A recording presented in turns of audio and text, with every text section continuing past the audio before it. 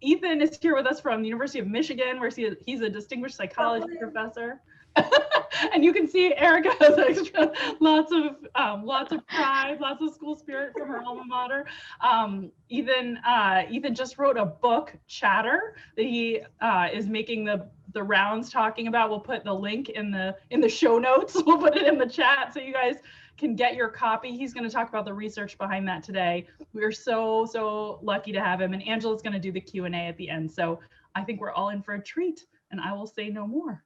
Yes, we'll go on video mute. Ethan, you can start sharing your slides. Thank you for being here. Thanks for having me, and I wish it could be in person, but I'm glad we can do this while it's not. So today I'm going to talk about self-talk, and I'm going to suggest that how we engage in self-talk during moments of stress, like the one I just experienced, can make a difference. And to get us started, I thought I'd tell you a little bit about how I got interested in this topic, because it didn't follow the conventional path for me. And what I mean by that is typically the way I get interested in new ideas is through conversations with colleagues and students or conferences or events like this. But my interest in self-talk came from this guy over here, a big part of it. This is LeBron James. I'm guessing that there's some people who are patched in here who don't know who LeBron James is, maybe aren't sports fans or coming from afar. LeBron James is arguably one of the greatest basketball players of all time. Some people think he's the best. I used to say he's the best, but then the talk would be derailed from the outset because people would be upset. About a little over 10 years ago, LeBron James faced a really difficult emotional decision in his life. He had been playing basketball for a while. He had emerged as a superstar, and for the first time, he'd become a free agent. And so the choice he faced was, does he stick with the Cleveland Cavaliers, the hometown team that really nurtured his career from its inception, or does he move on to potentially greener pastures, the Heat, the Knicks, the Bulls? All the teams wanted him because he was so good. This was a really difficult decision for James. And unfortunately for those of us like myself, and I think like many of those of you who are listening here who are interested in the human mind and the quirky ways it sometimes works, he gave us a window into his decision-making process in the form of a primetime special on ESPN that was appropriately called The Decision. And I want to play for you a tiny snippet from this event. And I just want you to listen to the words he uses as he describes what's going on in his head. And Angela, Katie, Erica, if you can't hear this, let me know and I'll just say out loud what he said. Can't hear it. Will you say it out loud? We can't hear it. Sure. So he says, the one thing I didn't want to do is make an emotional decision. And LeBron James has got to do what is best for LeBron James and what's going to make him happy. So he starts off by saying in the first person, the one thing I didn't want to do is make an emotional decision. And the moment he utters that regulatory goal, he then switches to using his own name to refer to himself. Now, the internet went crazy when James gave this interview. All sorts of, is he a narcissist? What is he doing? Has he lost it? And a conversation also began to develop amongst my lab and I. And we started asking questions too, like, well, does this switch from I to James represent a simple quirk of speech? Is this something that just people do when they're in front of the spotlight? Or might it capture something else?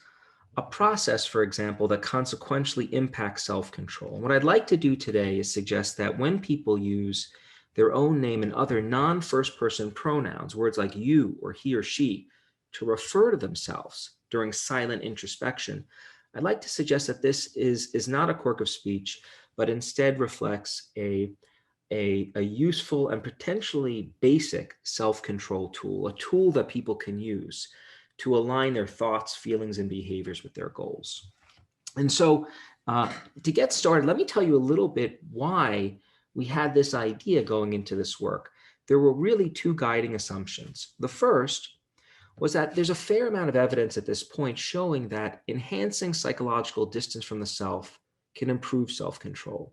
The idea here is that when we're in the midst of experiencing strong emotions, taking a step back to think about the situation more objectively can be quite useful. And the real world example I like to give people of this is to think about a time when a friend or a loved one has come to you with a problem that they're they're having trouble with, they're ruminating, they're anxious about it, they don't know what to do, and they present the problem to you, and it's easy for you to coach them through it.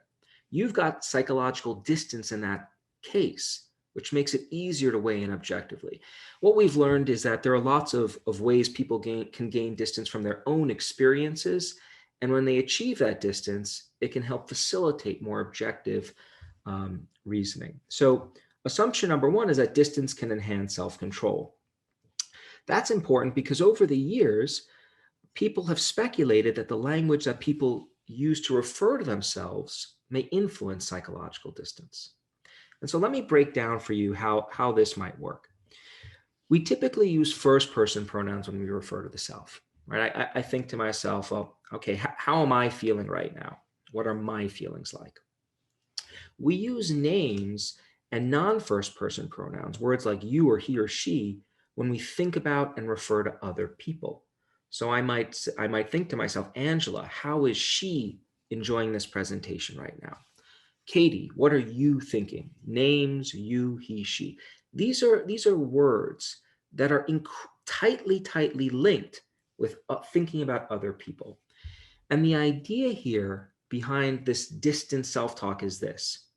When people use these parts of speech that are tightly paired with thinking about others, when we use those parts of speech to think about ourselves, that should lead us to think about ourselves like we think about other people. And it should bring some objectivity with it, right?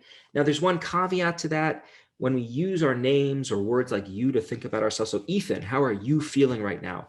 That should lead us to think about another person, ourselves like another person, with a caveat because we have privileged access to what we're thinking and feeling. And what I mean by that is I could think all I want about what Angela's feeling right now and not possibly know, because I can't read minds or read her emotions, but I know what Ethan is feeling right now.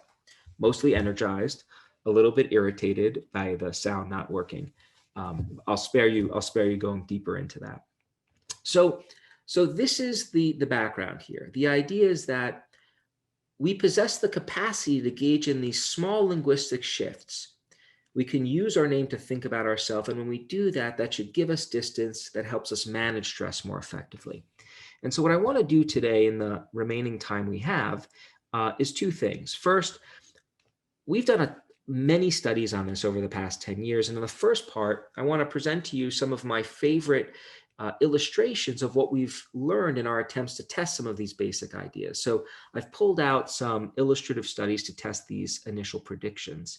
And then in the second part, I'll talk to you about a few current directions, ways in which we've been trying to both broaden and deepen our understanding of this phenomenon. So to jump right in, does this type of self-talk that people engage in influence self-control? Our first crack at this issue was to bring people into the lab for a speech task study. And so what we did when participants came in is we induced stress by telling participants that today, we're going to ask you to give a speech on why you're ideally qualified to land your dream job. We want you to talk about your strengths and weaknesses, and importantly, provide us with real-world examples that illustrate how you've overcome your weaknesses in ways that perfectly position you for this opportunity. We give people 5 minutes to prepare this speech. They do it in a very uncomfortable cubicle. It's hot. They don't have a paper or pencil or pad. There's no computer. It's a really hard task by design, and we know it reliably impacts it. It activates the stress response. And we do this not because, of course, we are malicious in any way, but we ultimately want to figure out how people can manage these situations. And so to figure that out, we've got to put people in it in the first place. So we induce stress amongst everyone. And then when we're done with that, we take them into another room and we say, the one thing we're interested in this study are the different ways people report preparing themselves psychologically right before giving a speech. Some people report trying to work through and problem solve their feelings in the first person. So that's what we'd like you to do. Ask yourself, why am I feeling this way? And so the operative term here is I. We emphasize, ask yourself, what are my feelings like? How can I work through this event? Participants in the distant self-talk group get the exact same instructions, except we tell them that some people report trying to work through their feelings using their own name and other non-first person pronouns. So that's what we'd like you to do. So if I was a subject in this condition, it would be, think about, why is Ethan feeling this way? Try to work through his feelings. So in one case, it's why am I? In the other case, it's why is Ethan? That's the difference between the two groups. People try to problem solve and work through their emotions for about 3 minutes. When they're done, a Confederate comes, greets the participant, takes them down the hallway to another room. When they get into the other room, they see this panel of evaluators. There are 2 or 3 of them. And these are unpleasant looking individuals. And what I mean by unpleasant looking, they are trained to maintain stoic, disapproving facial expressions, arms crossed and so forth and so on. And we do that to maintain this kind of air of evaluation throughout the task. And participants then give their speech. They actually give the speech they prepared. When they're done giving the speeches and the study is over, we took the videos of these speeches and we had judges who were blind to the condition that participants were assigned to. We had them rate the speeches on how confident, nervous, and overall persuasive participants were. And what we found is that participants in the distancing group were rated as having delivered more persuasive speeches. Now, to me, this is a consequential finding. It's consequential because all other things being equal about people in the two groups, the people in the distancing group are more likely to get this job that they're interviewing for. We also find, not surprisingly, given that they gave better speeches, that participants in the distancing group experience less shame and embarrassment, and they ruminate less about their performance over time. So the finding from this study and lots of other ones like it established a link between these shifts in how we talk to ourselves, the words we use to refer to ourselves, and how people feel and how they perform under stress. But they didn't tell us about what these linguistic shifts are actually doing to the way people are thinking about the stressor, which as a psychologist is always one of my primary interests. And so in the next phase of this work, we did another set of studies to really tap into what these linguistic shifts were doing to the thinking process. And I'll tell you about one study right now. I'll call it the thought scan study. We did this over the internet, over MTurk. We got out of a college student sample. And what we did is we induced stress by asking people to think about a specific experience with other people that they worry about happening, one that makes them feel particularly anxious whenever they think about it. The most common experiences were things like giving presentations, basically doing what I'm doing right now, right? Presenting at work, or interpersonal interactions, so like dates, in-law dinners, and the like. And what we did in this study, so we had people think about this stressor, right? Activate it. And then we had people write about their deepest thoughts and feelings about it in the first person and using their own name. And we had them write in this study rather than think for 2 reasons. First, I tend to be a control freak when it comes to experiments. And when I'm doing something online, I want to make sure people are doing what I say and aren't, watching TV while they click through. So if people are typing, we can see when they start, when they stop. But also, by writing out your thoughts and feelings, that's giving us a closer readout as the thoughts are bubbling up, right? They stream out through your fingertips on the screen. So we can really get in there and see what are these linguistic shifts doing to the thinking process. And we then code we coded these samples for challenge and threat appraisals. And so when you put people in a situation involving stress, we know that they naturally appraise those situations along a challenge threat dimension. Essentially, people ask themselves 2 questions. What's required of me, and can I do it? If you ask those questions and you answer them, yeah, I can handle this, that elicits a challenge response. The alternative is if you scan the situation, you think what's required of you, and you think, no way I can deal with this, that's threat. And the idea going into this work was that what distance self-talk should do is it should focus people less on the aversiveness of what's being asked of them, and instead enable a more challenge-oriented mindset. So let me read to you a couple of examples that we see pop up in this work. I think it really helps illuminate how these linguistic shifts are impacting people's thinking. So here first, immerse self-talk. I worry about giving a presentation to a customer at work. I'm afraid that I will come across as unprofessional or unknowledgeable. I'm nervous that they will ask questions that I will not know the answers for. There's a lot of nerves here. Here's another one. I'm afraid that I won't get a job if I mess up during an interview, and I always mess up in some way. I never know what to say, and I'm always incredibly nervous. I end up in a feedback loop of nervousness, causing bad interviews, causing nervousness. Even if I got a job, I think I would still be afraid of interviews. So this is bleeding threat, right? these are minds, to use the technical description, that are not fun to be in. I think many of us have probably been there at one moment in our life, or more than one moment. It's all about threat, tunnel vision on the stressor. Now let's flip the switch and look at distant self-talk. And the caveat here is I've replaced some of the names because people use their actual names. So these are fake ones. Jason, you need to slow down. It's a date. Everyone gets nervous. Oh, geez, why did you say that? You need to pull it back. Come on, man, pull it together. You can do this. You can do this, Katie. You can arrange this retirement party for Ethan and get a good turnout, even though he is not well liked.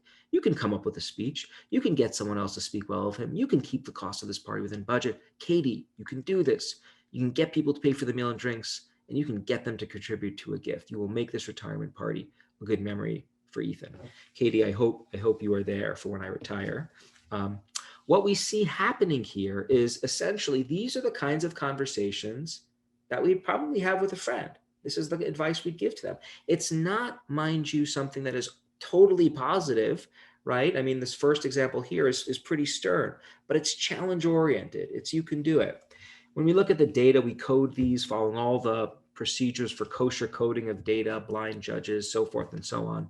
We see that participants in the distant self-talk, their essays have higher levels of challenge as compared to threat appraisals. And this is something we've replicated across various ways of assessing challenge threat appraisals. So last thing I want to say data-wise in this first part of the talk, what about boundary conditions? Typically what we do in my lab is once we look at a phenomenon and try to make sense of how it works under tight conditions, we then try to start pressure testing it from different angles, and looking at boundary conditions is one way to do that. And so much of this work continues, but one boundary condition that we've begun to look at and acquired some data that speaks to is the issue of intensity. And here the question is, there are lots of different kinds of stressors we face on a daily basis, and they range in how potent they are. Do the benefits of these linguistic shifts, do they change depending on how intense the stressor is? This is work that Ariana Orville, a former postdoc, and Brian Vickers did. A study that we just published. What we find is that regardless of whether we have people think about experiences in the future that they're worried about or the past, the more intense the stressor is, the more negative people feel. So there's an upward slope to both of the lines in both graphs that you see here. But importantly, the red bar reflecting immersed self-talk is always higher than the blue bar. So regardless of the intensity of the experience, we're still seeing the benefits of these linguistic shifts persist, which I think is important as we begin to think about translation and application. We also see some consistent effects of these linguistic shifts carry through across different types of negative experiences that people think about, which we break down in this paper. So what about converging evidence? We started some of this work about 10 years ago. It's been really fun to see how people have taken it in different directions. It's been linked in other labs with improved cardiovascular functioning and performance under stress, enhanced emotion regulation and health, and improved therapeutic outcomes over time. And so there's we're beginning to see converging evidence that the kinds of manipulations that I'm talking about and manipulations that are similar are leading to a complementary pattern of results. So that's for part one. Part two, let's see, I've got about 5 minutes. So we're going to go, we're not going any quicker actually, because I can't speak any quicker, and I think you probably can't hear me if I do. So we'll just see how far I can get. Let me just tell you about a few things that I'm really excited about. One question has to do with effort. One of the things that we noticed early on in this work is that when people finished participating in this task, the distancing task, we'd often ask them, was it hard for you to do this? And consistently people would say, no, it's pretty easy, which is interesting, because normally when we think about reframing our experiences, that's something that takes mental resources to do, right? It recruits our executive functions, which then are recruited to clamp down on our emotional responses. And yet people report using their name to work through their problems as not being particularly effortful. So we've turned to the brain to try to look at this issue of effort. And the brain makes sense, I think, here as a tool, because one of the things we know is we have a pretty good sense of where self-referential processing and emotional reactivity occur in the brain, the neural networks that support that on the one hand, and we also have a pretty good sense of the neural networks that support effortful cognitive processing on the other. So we can ask the question, does distant self-talk lead to reductions in emotional reactivity with or without engaging the cognitive control circuitry that the brain supports? And so here's the results of one fMRI study that looked at this. And what we see, as we expected, was significantly more brain activity in a network of regions that support self-referential emotional processing. So the yellow blur blob that you're seeing there, that's a network that tends to be much more active among people who are anxious or depressed compared to those who aren't. And it's more active in our study when people are in I mode as opposed to Ethan mode. Again, Ethan mode, plug in your own name. Let's not have a soundbite about that kind of self-referential processing. But what about when you're using your name? What about the cognitive control circuitry? No differences between the two conditions. So no evidence that it's more effortful to use your name than to think about yourself the habitual way. And we've replicated this using other methods too that I'll just skip over. If you want to read more about why we think, how we think this works in terms of being relatively effortless, we've got a paper that came out a few months ago that speaks to this. Another question that we're looking at is of development and where this comes from. And just to frame for you why I think this is so important, I want to show you a quick video of a girl named Jane who's in the classic delay of gratification task. And what you'll see here is the delay of gratification task, for those of you who may not be familiar, you give a kid a choice, 1 cookie now, 2 cookies later. The kids who wait end up becoming superstars. The ones who succumb to initial temptation don't. That's a total gross oversimplification, but the idea is kids who can wait show signs of heightened self-control. This is a clip of a 3-year-old in this task from a colleague, Stephanie Carlson at the University of Minnesota. The video is subtitled, so you can watch what the girl says to herself and just take a look.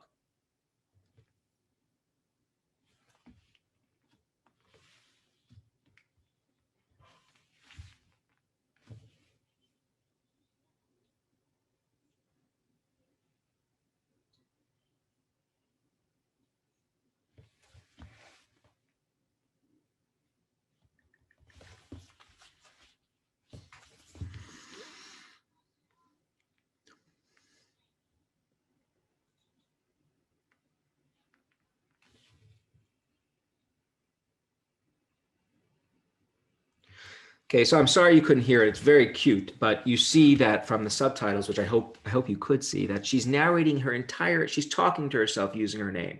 So when I got this video, I was very excited. I asked my colleague, cute, but how did she do? Here's the data. So Jane's in this 3-year-old category. You could see the mean there depicted by the diamond. This is Jane. She doesn't look like a 3-year-old. She looks like a 5-year-old. Any parent who is with us today knows the difference between 3-year-old and 5-year-old self-control. It's a monumental difference.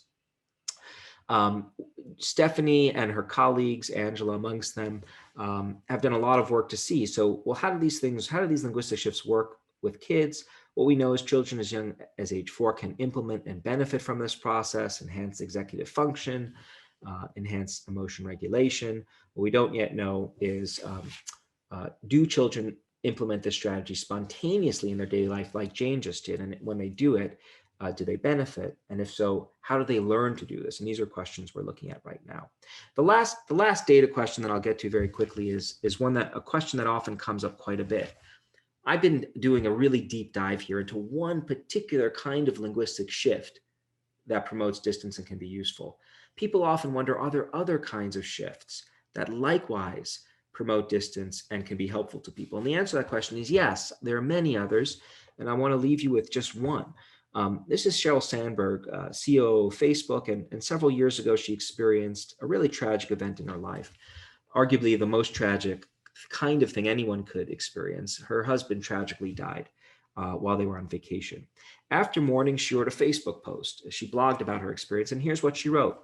I think when tragedy occurs, it presents a choice. You can give into the void, the emptiness that fills your heart, your lungs, constricts your ability to think or even breathe, or you can try to find meaning.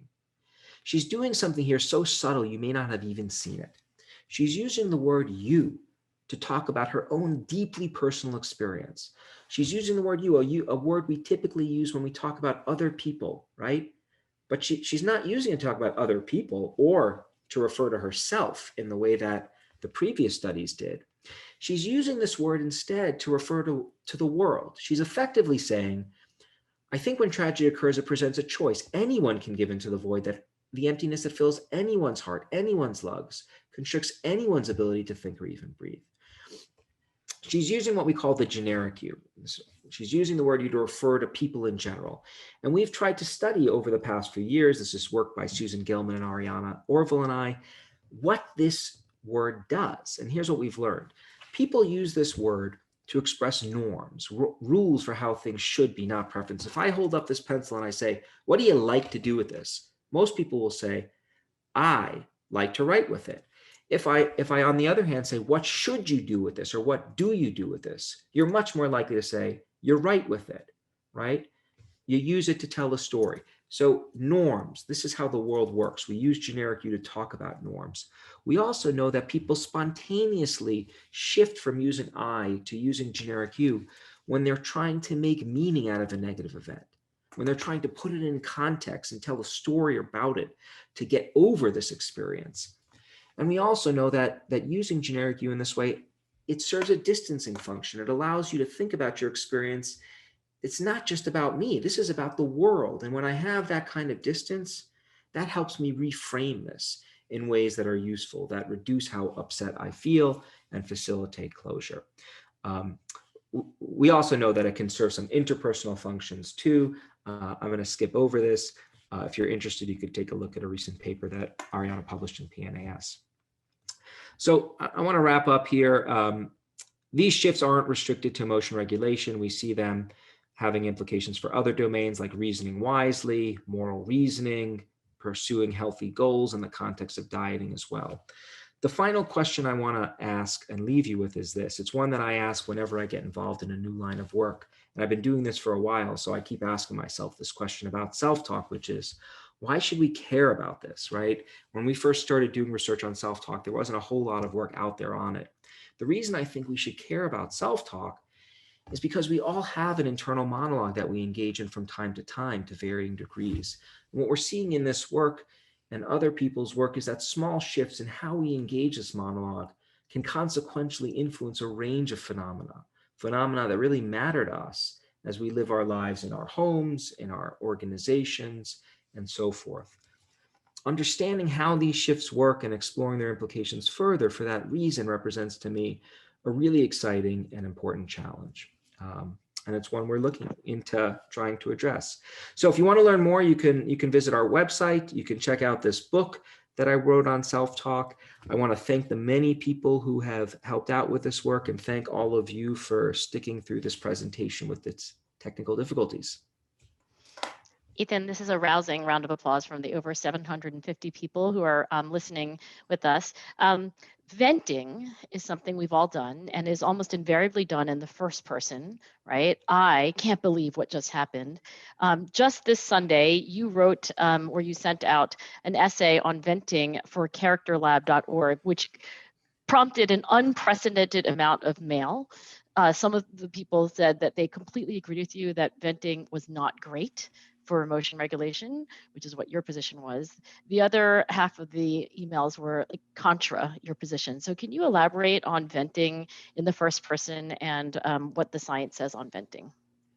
Sure. So, there's a lot of research. So first of all, venting is, well, let's back up. When people are experiencing negative events and they go to other people for support, there are typically two needs that we have that we're trying to fulfill. One are, we have these social and emotional needs, which is we're trying to find someone that we can talk to share our feelings with. And there's a venting component to that. And that's really useful. We need to be able to express how we feel. And when we can do that with another person, we know that there's someone there that cares enough about us, that they're willing to listen to us. That's good, right? We feel closer and more connected to them. Venting alone, though, does not help people work through or reframe the problem. There is a belief that dates back to Aristotle and Freud after him that suggested that when you're experiencing distress, the key to feeling better about a negative event is to just unload the emotion, get it out of our system. Catharsis, right? And that catharsis should be good, not just for helping us feel closer to other people, but also we just rid ourselves of the problem. The research does not support that idea. Instead, what the research suggests is we need help broadening our perspective, right? Reframing the experience, not just rehashing what happened. So venting is a piece of the puzzle. You do want to be able to express the emotions to someone else. You don't want to bottle it up inside, but on its own, it isn't sufficient for working through it. I'll also just say, this idea that venting alone is not sufficient. I'm not the first one to suggest this. There have been books that have been written about this decades before. It's an idea that has had real stickiness for some reason in popular culture. But it's a case where I don't think there's strong evidence behind it. So hopefully that helps address that. That does. We have a question from Amit Kumar, who I believe is a PhD candidate in social psychology at Cornell. Amit writes, others have suggested strategies for solving self-control problems that involve reducing psychological distance. For example, some scholars, including a past presenter in the BCFG speaker series, have argued that more closely tying our future selves to our current selves can help people save for retirement. Would you predict, Ethan, that it would be more effective for Ethan to think about Ethan's 401k contributions or for Ethan to think about my savings? And is there a difference between, retirement savings work and the kind of emotion regulation problems that you've dealt with? Well, I think, thank you, Amit. Was that Amit? Mm-hmm. Mm-hmm. Thanks for the question. So I think one thing that's very important to understand is that the data that I was talking about look at distancing in a context where I think it can be useful.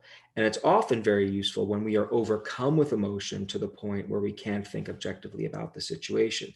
There are other situations, though, where immersing ourselves and heating things up might be very, very useful. And so, when it comes to experiencing positive emotions as one example, I would not recommend distancing when you're trying to savor something. Likewise, let's think about something like collective action. So let's say, look, we're living through a time right now where protesting is not a bad thing for in some contexts. And there you wouldn't want to necessarily distance. You might want to immerse yourself a little bit to maintain the energy and the momentum to do that. When it comes to savings, I don't know the specific features of the paradigm you're talking about, but I can imagine a situation in which trying to make the future self less distanced and someone that you care much more about, right? Like, it's not 65-year-old Ethan. What the hell is that guy going to look like? Maybe I see a preview with my gray hair, but make that more visceral. That might be really useful for then motivating action. So I think thinking about this as we can flexibly distance and immerse, and I think you want to be able to shift along that spectrum depending on the needs of the situation you find yourself in. I would hate for people to come away from this talk and think that all they should ever do is distance. Absolutely not. There are times to do it, and that's what we're studying in this work. There are a couple of questions related to gender and cultural differences. So any commentary on gender differences and cultural differences, either in spontaneous use of second person or third person pronouns or distancing, or the benefits of your interventions? So in general, we don't find gender differences. Where we see gender differences is in the elicitation of rumination or warrior chatter.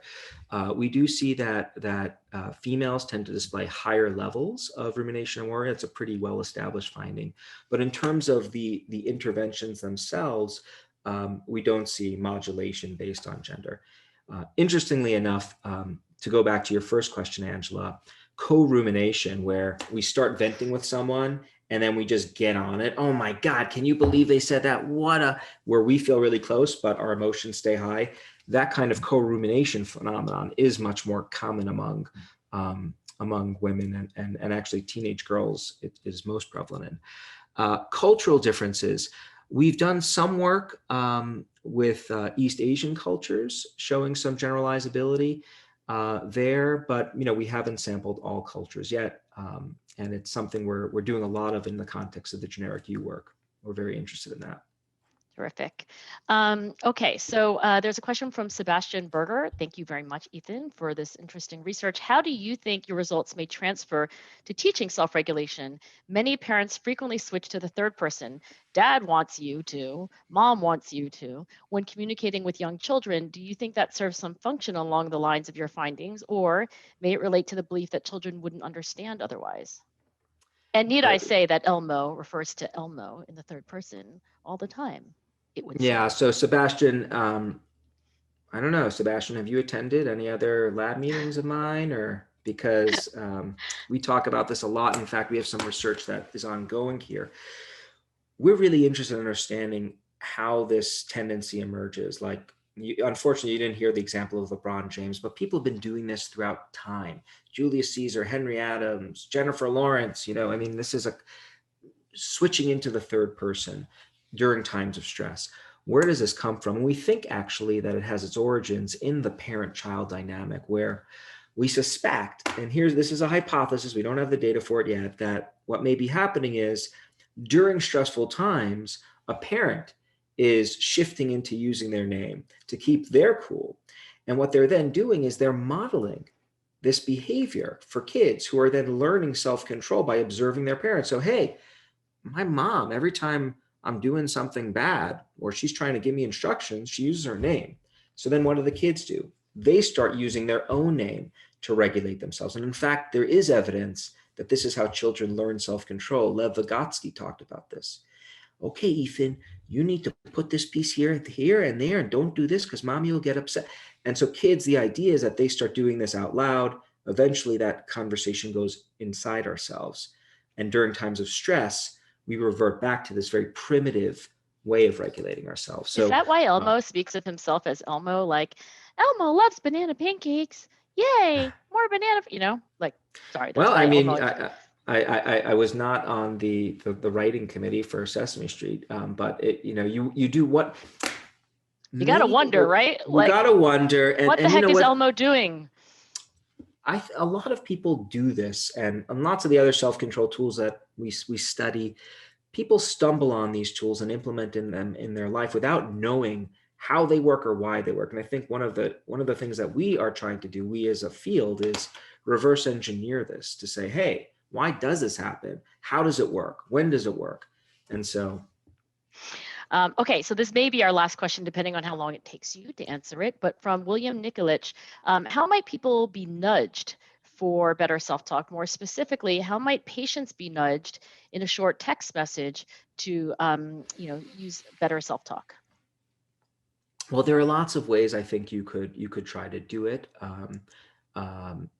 You could, in certain studies that we're doing now, we just plug people's name into the prompt that asks them to think about a particular problem. So in some work that Walt Soden and Izzy Gainsbourg do on virtue and moral reasoning, we have people just, think about what Ethan should do versus what should I do. And you could play with the questions to elicit that kind of thinking process.